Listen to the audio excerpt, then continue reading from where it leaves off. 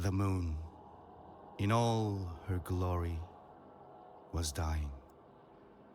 Even those who knew nothing of the corruption could sense her decline. She had taken on a sickly glow that cast a light of dread and misfortune on New Orleans. The ignorant and the innocent could do nothing but look up at the source of that disquieting light with reverence and growing trepidation. Those untouched by the moon's first assault were beginning to turn. Panic began to spread, and alongside it came despair, exposing more hearts to the devastation of her pallid effervescence. O Night's Eye, mother of twilight and tide, could your steady pulse fall still? Could your light be dimmed and put out? Those who knew of the corruption were recruited to end the tragedy. Hunters from all walks of life and faith gathered behind Mr. Sherry, hoping that in helping him solve his problems, they might also solve their own. But hope is a slippery thing, easily corrupted.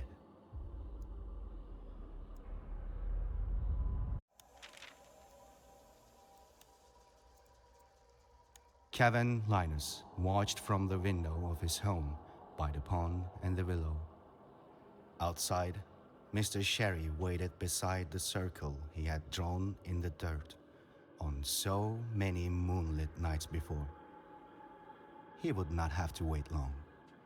We're all slaves to habit and desire in the end. The sound of her footsteps preceded her grim silhouette, and Mary Ochankov walked straight into the circle without hesitation or greeting. The dirty, dripping bag in her hands began to burn first. Her clothes quickly followed, and as the screams began again, Kevin wept. He would scream with her, would share her pain, and stop the terrible cycle. But though he tried, no sound escaped his mouth.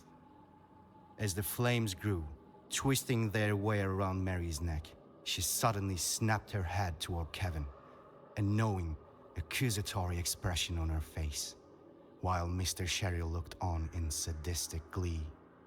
Mary crossed the ritual markings, sparks erupting where they broke, and ran toward the house. When she reached the door, she screamed and tore at the panels until her nails broke and bled.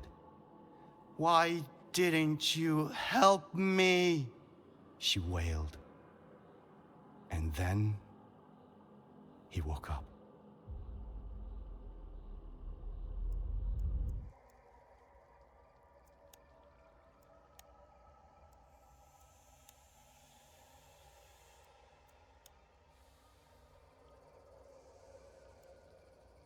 All the encounters had been the same. The chase, the trails of blood, the confrontation and the defeat. As cyclical and constant as the moon. The only thing that had changed were the snakes. Kevin Linus had been pursuing Mr. Orwell Sherry for weeks across southern Louisiana. From New Orleans to Baton Rouge and back, the boy had followed the AHA administrator's trail, his focus interrupted only by the hunter assassins Mr. Sherry hired to stop him. But the moon had been gracious in her blessing, and Kevin had gained an otherworldly intuition for gunplay and combat. All went back to Mr. Sherry unable to hunt. He finally cornered Mr. Sherry in Ascension Parish. My, how you've grown, Mr. Sherry said as he spread his arms in mock welcome. His 3 hunter companions kept their guns warily trained on the boy. "Haven't you done enough?" Kevin replied, pointing his pistol at Mr. Sherry's head. But all the man did was smile. "Young man, you're in my way." At that, Mr. Sherry snapped his fingers, and a shot rang out into the night. Kevin looked down to see a red blossom blooming from a hole in his stomach. He looked up, and a second shot rang out.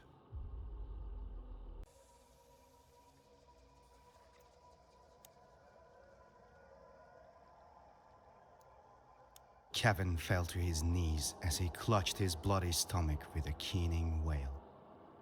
"What a wonderful sound," Mr. Sherry said. "Truly fitting that it's the last thing anyone will hear from you." Mr. Sherry walked over to the boy and kicked him onto his back. Tears welled in Kevin's eyes as he groaned and convulsed. But when he moved his hands to expose the bullet wound, he found it had transformed from bloody blossom to writhing vista of protrusions and pulsing sores. And then, a snake slithered from his bloody sleeve. The snake was small, milky-eyed and covered in the blood and viscera of Kevin's flesh. Kevin ripped at the shirt, widening the tear to reveal a coiled brood of small snakes nested in the wound, as if just hatched scaly maggots uncoiling themselves from his flesh.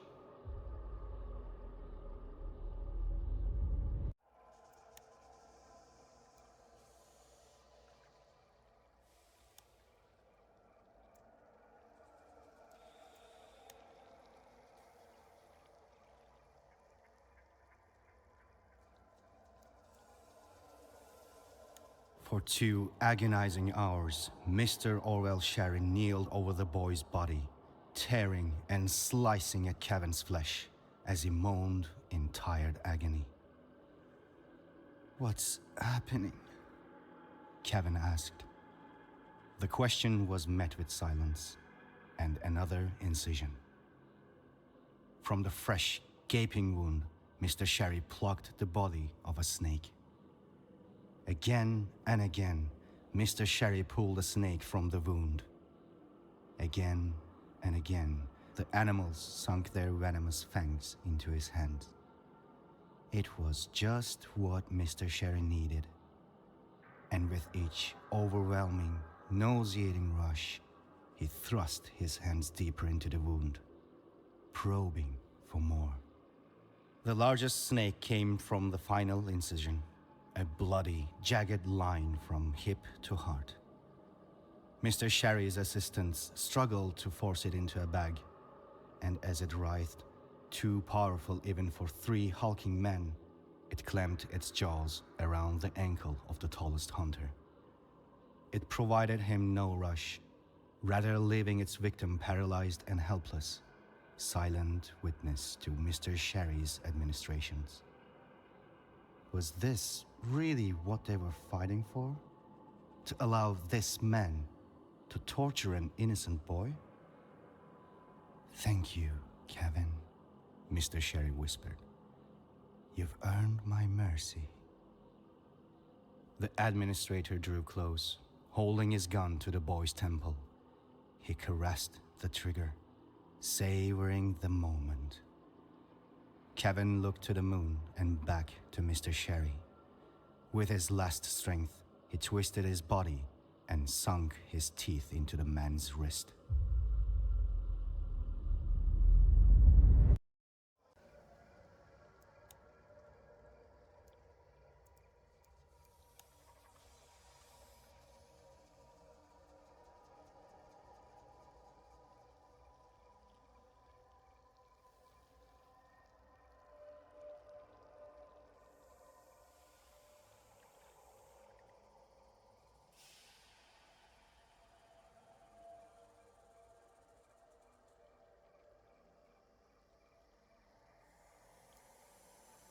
Deep in Kingsnake Mine, Isaac Powell, known to most only as the Night Seer, watched Ira Ozol's weaving. Strips of dried flesh dipped in rosemary oil, Willow splints and straw combined to form the shape of a large basket-like structure. Oil dripped from its plats, and footsteps echoed from the direction of the nearest mine shaft. The flickering lamp was disturbed by a faint breeze, and the shadows danced as Mr. Sherry entered the dark cavern. He regarded Ira's work and nodded. He then turned to acknowledge the imposing hooded hunter who sat in the corner, gently stroking the head of the enormous snake coiled around their neck. "Isaac, you didn't tell me you had already met." Mr. Sherry regarded the figure in the corner with respect. "A rare occurrence." "He keeps to himself," came the gruff reply.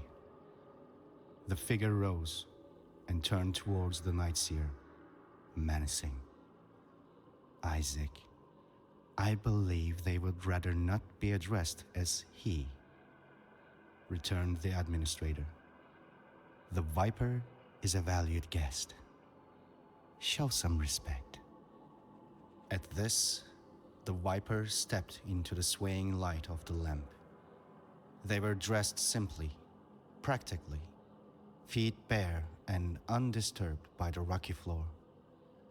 The large snake coiled around their neck lifted its head, appraising the two men. The night seer cautiously nodded. "My apologies," Isaac said. "We haven't had the opportunity to exchange many pleasantries. I was surprised to find the sinners were already involved. I've been looking for someone fit to the task for a long time. The sinners sent the Viper and..." Mr. Sherry looked to the Viper to provide the name of the snake. "Delara," came the Viper's response, their voice the rough whisper of a person who does not often speak. At the final syllable, the snake adjusted itself around the Viper's throat. Mr. Sherry nodded, then spoke again. "It's time for the night of the hunters and the sinners to bury their quarrels. We need to work together, much as that pains us both." "You think Finch would like hearing you say that?" Powell scoffed. "Isaac, you know I believe in your vision, but I must maintain my position with Finch until the time is right." Something dangerous glinted in Mr. Sherry's eyes as he spoke. Isaac grunted. "But politics aside, this is why we're here." Mr. Sherry raised his arm, and a snake silently slithered from his sleeve. "There's a new breed. Already adults after only a few days. Exquisite venom, and so hungry." Mr. Sherry paused, before looking between Isaac and Viper. "Simply insatiable." It was unclear if he was referring to the snake or himself. He smiled.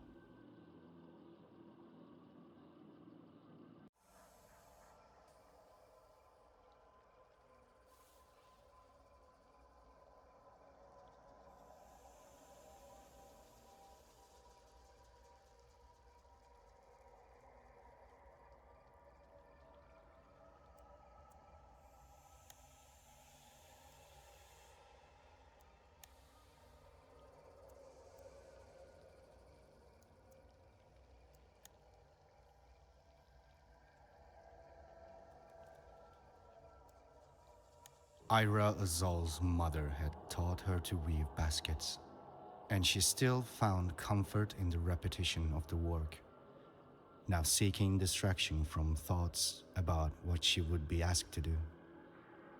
The night seer had trusted her with the task, much to the chagrin of Nadia, his most loyal acolyte. As the others argued and planned, Ira wondered about the relationship between Mr. Sherry and the Nightseer. Who was exploiting who? But she didn't really care. It was the Nightseer's vision that interested her. Until she found herself left alone with Mr. Sherry. He spoke. Ira, it's so nice to see you again. And with Mr. Powell, no less. Mr. Sherry's whisper set the night follower's skin on edge. She suppressed a shiver. Where Isaac goes, I follow, Ira responded firmly. The administrator smiled.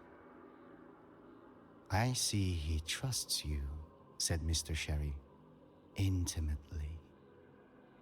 He paused at that. We have a common goal. Almost finished with the structure, she began to check for unintentional gaps. And what goal is that? The administrator asked. You said you believed his vision. I heard you. I wouldn't think you needed to ask. Isaac Powell had told all of his acolytes what he'd seen. But Ira felt that something was missing. That he had kept something from them too terrible or too important to share freely. Mr. Sherry kneeled beside the altar and spoke. I see he didn't trust you enough to tell you either. Well, what if I told you I knew how to find out? He stood and offered her a hand. Come with me. Perhaps I can show you. With just a moment's hesitation, she took his hand.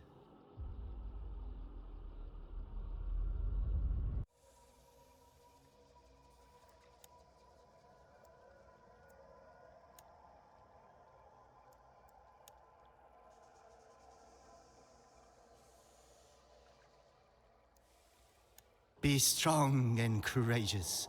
Do not be afraid. Do not be discouraged.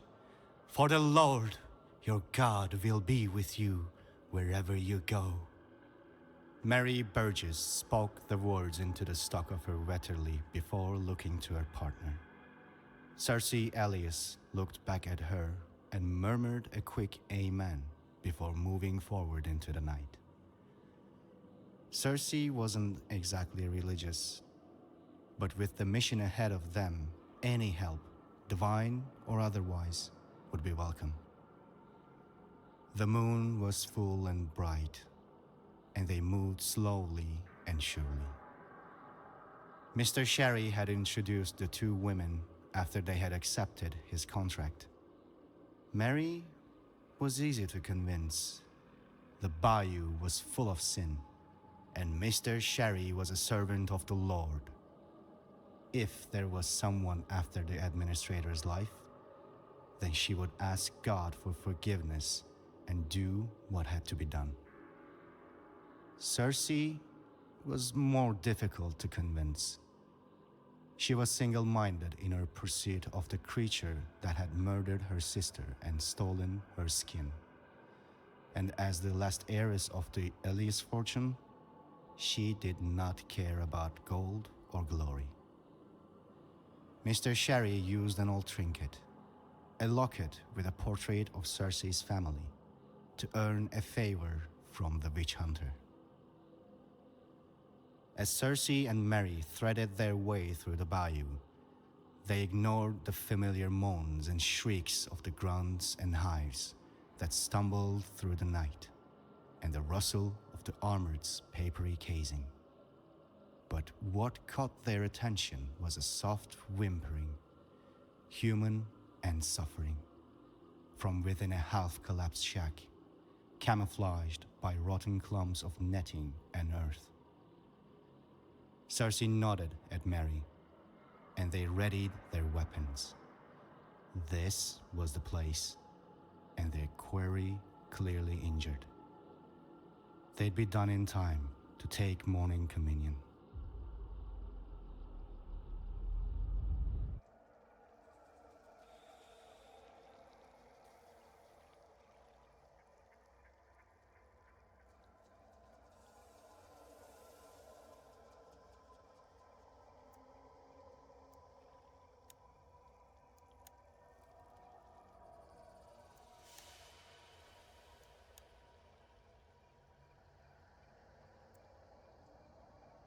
Two snakes had remained at Kevin's side, both comfort and shackle. He would never forget how it felt as Mr. Sherry's long nails clawed into his flesh, as the scaly, writhing bodies were pulled from his wounds, and the delirium of the venom they left behind in their panicked bites. Now the snakes both protected him, keeping the monsters of the bayou away, and guarded him, a prisoner in the shack where Mr. Sherry had left him. It was only when the moon was full once again that he found the strength to rise. He staggered to the door, but when he pushed it, rather than swinging open, it creaked and fell off the hinges. The sound as it hit the warped boards of the porch took the two women lurking outside by surprise. Mary and Cersei looked at the boy, now silhouetted by the rotten frame, his face ruddy with tears and countless scars blemishing neck, face, and arms. Two snakes hissed at his ankles. Warily, the boy raised his pistol, the moonlight glinting off the clinking chain of bullet chambers. Cersei looked at Mary. This him? He's barely grown. She thought of her sister. Even Satan disguises himself as an angel of light. She began to raise her weapon when Kevin spoke. Mr. Sherry sent you, didn't he? Kevin slowly lowered his weapon. He hoped they would let him explain. Mary narrowed her eyes, but before she could respond, a strange silhouette filled the broken frame behind Kevin. A hooded figure with a large snake coiled around their neck. Enough. The voice that spoke was hoarse and raw.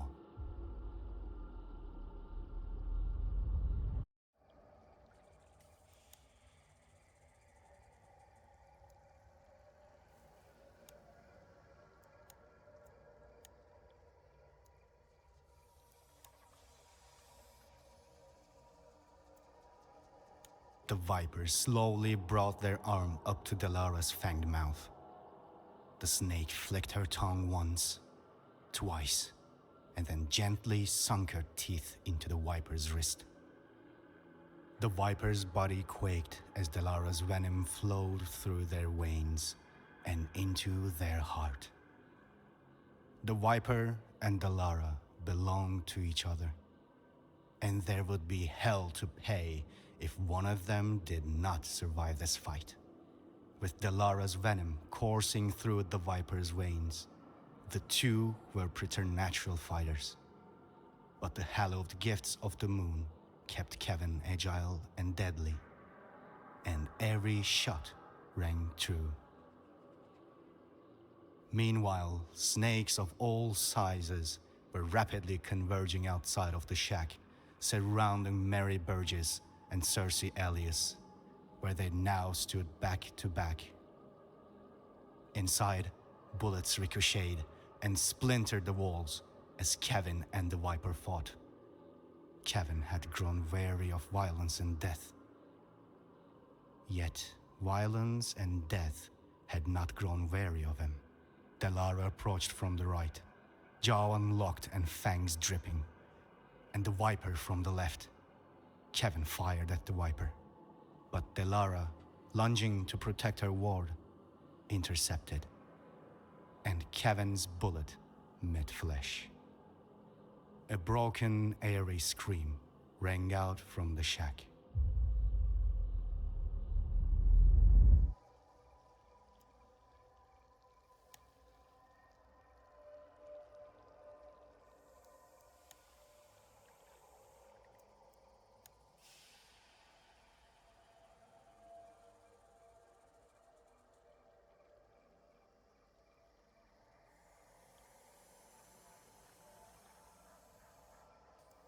The vipers sat catatonic on the floor, where they had collapsed in worry and grief, cradling Delara in their arms.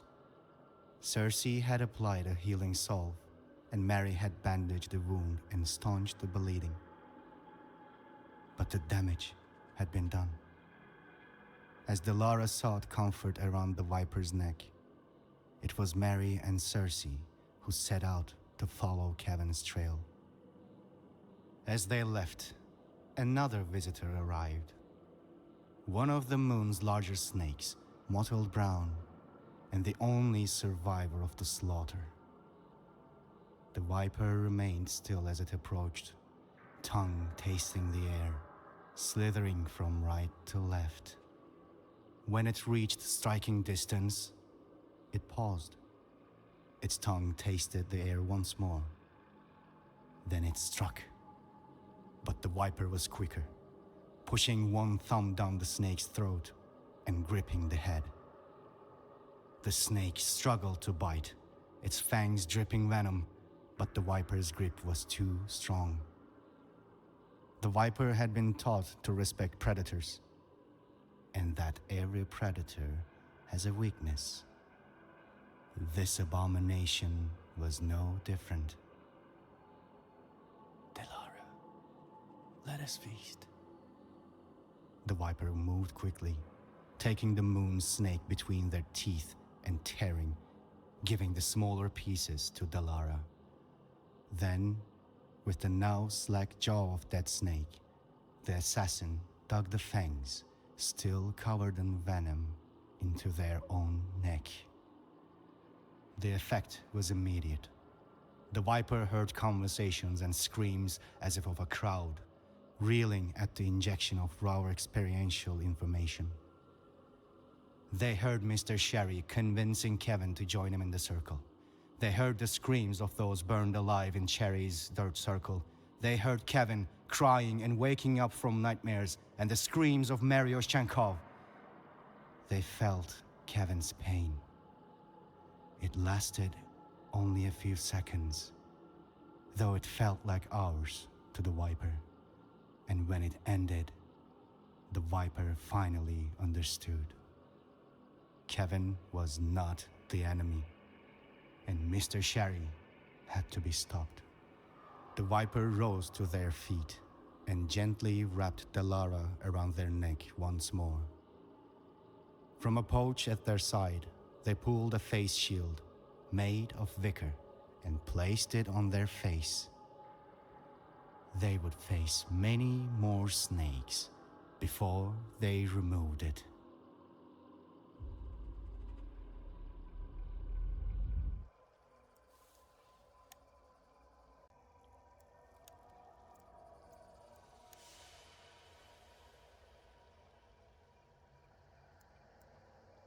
The vile fumes of the black dye filled Ira Ozol's nose, and she fought the feeling of panic rising in her chest as she tightened the blindfold around her eyes. She did not know how Sherry had learned of the ritual, but immediately she could feel it had worked. As she wandered through the cool dark of her mind's eye, the visions began to come in bright, intense flashes. She stepped tentatively into the tub of black liquid, aware of the dye staining her legs and pooling in the surrounding mud. Pulling a razor from her pocket, she began to shred her robes and looked into the light. The truth of the Night Seer's vision was monstrous, and he had kept it from them all, pretending to a purpose to which he had no allegiance. Everything they'd done would bring pain and horror to those they loved, and she would say and do things she already regret. Ira cut at her right sleeve. It fell into the dye. The Night Seer following her own tracks. The razor cutting through her left sleeve. Mr. Sherry telling Isaac of her betrayal. The razor meeting with soft flesh. Isaac raising his gun to her head. Blood boiling in the gash and dripping into the inky black water. She retched again and wept.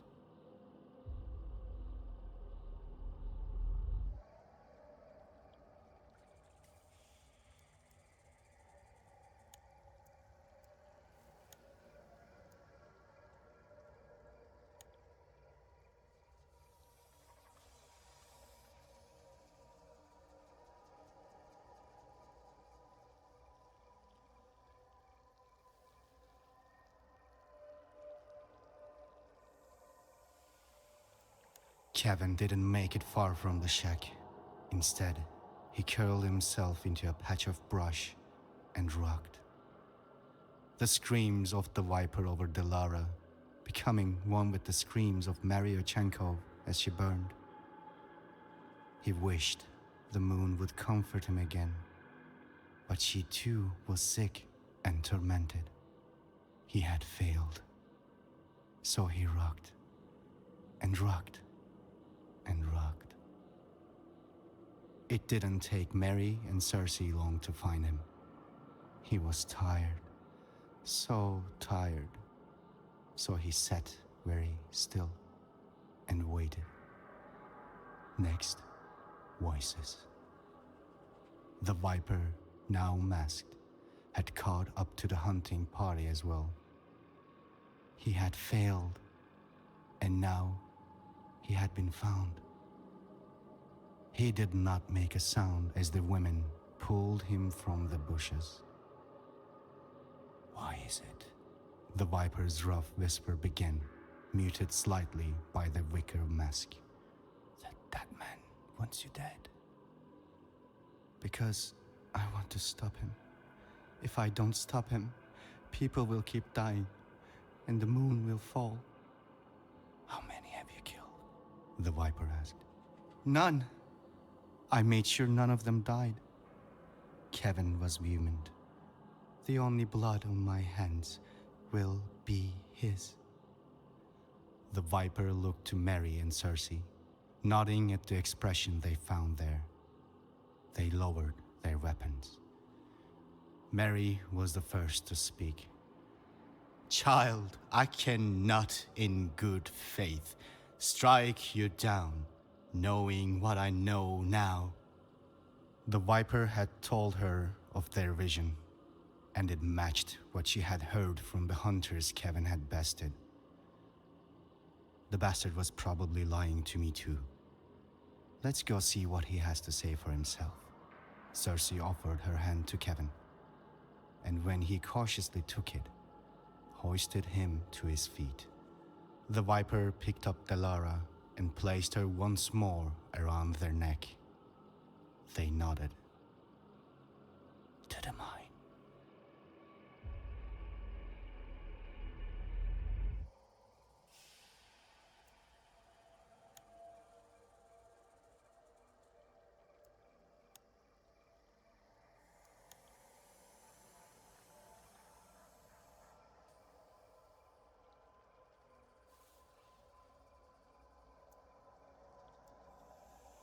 The group of four cautiously entered Kingsnake Mine, to the sound of gunfire echoing from its depths. Mr. Sherry had told only a handful of hunters about his sanctum. They paused, listening. But as they did, the gunfire stopped. Enter now and witness the end of the Night Seer, or go your own way. The voice echoing out from the mine belonged to none other than Ira Ozol's. The four looked at each other, then headed deeper into the mine. At a junction, in the flickering light of the oil lamps, they found Ira Ozol's and the Night Seer poised in a standoff with weapons drawn. They were both ragged from fighting, and bullet cases littered the floor. And what's all this about? Cersei asked. His vision is nothing but a means to send us all to hell. I will not let him corrupt another soul for his gain, Ira said. And Here she took a deep breath, clearly winded from the fight. am going to stop him. I will cut out this false seer's tongue, and we can continue our work, the night seer hissed in reply, eyes still fixed on Ira. And I see you brought the boy. The boy isn't our enemy, Cersei said, walking confidently towards the night seer. We've been lied to. Kevin felt a reassuring hand on his shoulder. It was the Viper. He took a step forward. Listen, okay? Mr. Sherry, we need to stop him. Kevin's voice grew more confident as he spoke. Stop me from doing what exactly? Everyone turned at the sound of Mr. Sherry's voice, but he was not in the room. A trick of the mind's acoustics. He must be deeper down. Kevin began to panic as visceral memories ripped through him at the sound, but he was not so shaken to forget the gun at his hip. And now he raised it, ready to face Mr. Sherry once and for all. It was time to end this.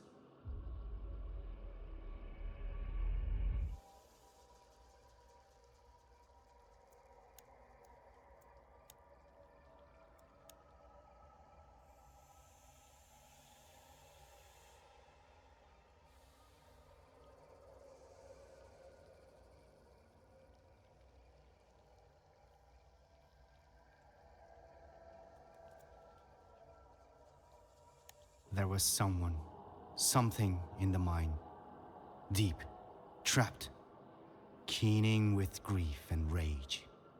Never mind that Ira could not focus on the figures of Kevin or Mr. Sherry in her visions now. Both were blurry, hazy, blocked. Never mind that Isaac Powell had his gun trained on her and that 4 more arrivals had just complicated their standoff. That she could handle. But whatever was at the bottom of that mine, she wasn't sure any of them were prepared to handle that. The others continued their arguments, unaware Mr. Sherry buying time with meaningless words and empty smiles. Kevin stammering on about the moon, and that damn nun always quoting the Bible. Mr. Sherry was addressing them all. And what can this child give you that I cannot? Your honey words will no longer tempt God's children. Mary went to stand by Kevin's side.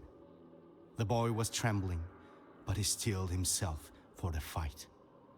Cersei and the Viper joined Mary beside Kevin, forming a line against Mr. Sherry.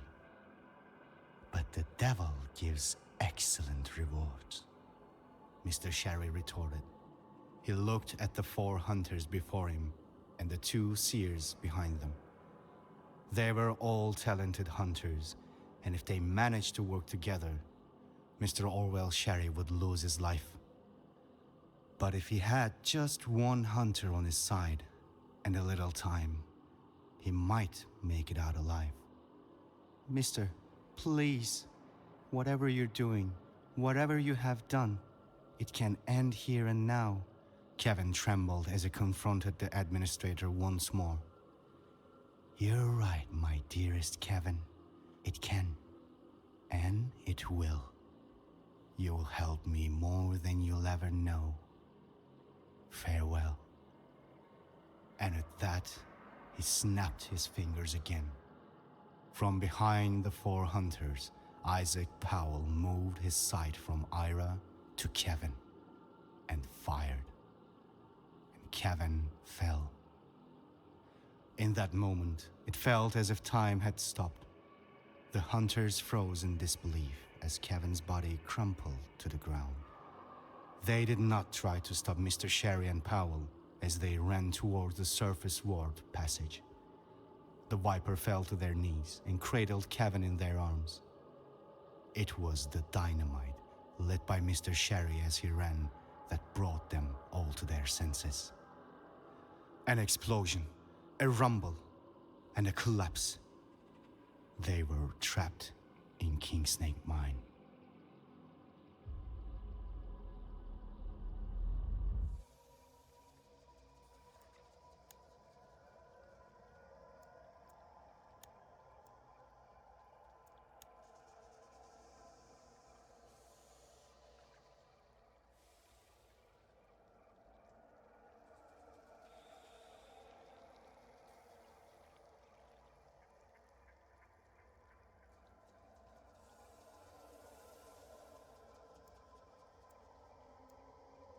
The lamps hanging from the walls stopped shaking as the dust and rock settled around the 5 hunters left in the mine.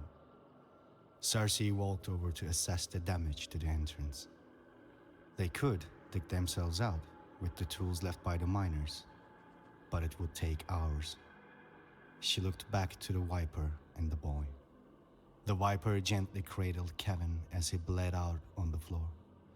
Enemy or uneasy ally, no one deserved this. And then Kevin blinked. Where am I this time? The boy looked around and came face to face with Delara and the Viper, both shocked to see Kevin alive. "A Lazarus among us," Mary whispered as she and Cersei ran over to join them. "How is this possible?" Cersei asked as she kneeled down to Kevin. She raised his head to observe his now mending wounds, bone and flesh popping in like a mushroom in bloom. "The moon. I can't rest until she's better." Kevin closed his eyes, curling into the arms of the Viper as he healed. "A lioness isn't supposed to break promises." Delara curled her tail around the boy's arm in silent reassurance. The 3 hunters exchanged a determined glance. They had seen how cruel Mr. Sherry could be. "We will help you end this," the Viper spoke, but all nodded in agreement. On the other side of the mine, Ira gasped. The thing in King Snake's depths was coming into focus. "We'll have to fight soon. Get the boy to safety," Ira said as she reloaded her gun. "What the?" Cersei was interrupted by a piercing wail. Kevin, still healing, thrashed, trying to crawl away from the sound.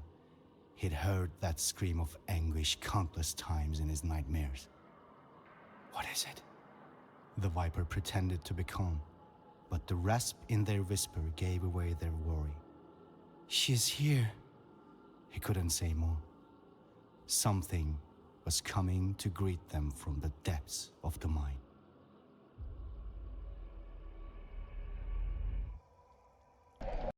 Surprise, motherfucker!